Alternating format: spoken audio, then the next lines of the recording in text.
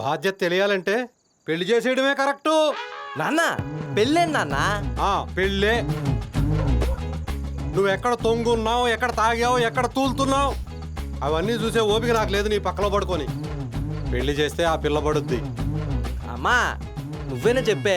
అందుకే శనివారం పూట నీసు తినద్దు అని చెప్తే విన్నావేటి, అందులోకి మందు కూడా తాగేసావు.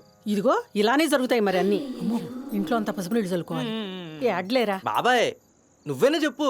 చేసుకోరా, అమ్మలాంటి పేడం వస్తుంది ఇక, లేకపోతే పిల్లని పేడం వస్తుంది. నువ్వేంటి బాబాయ్ అమ్మ పిన్ అంట? చేసుకో పదరా.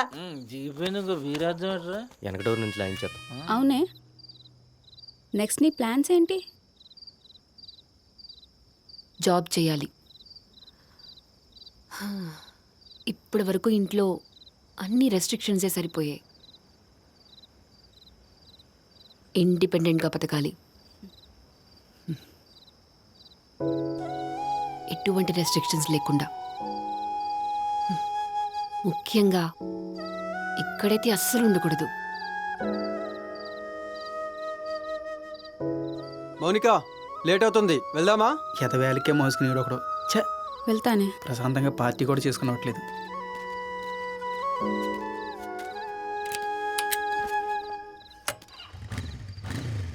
ఇలాంటి పార్టీలు పగలు పెట్టుకోవచ్చు కదా, అర్ధరాత్రి ఏంటి? పద.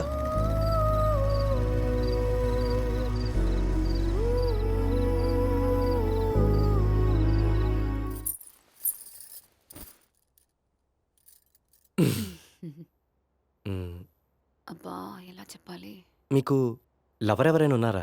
అంటే బాయ్ ఫ్రెండ్, బాయ్ బెస్టీ ఇలాంటివి. ఉన్నాడని చెప్పు, ఉన్నాడని చెప్పు, ఉన్నాడని చెప్పు.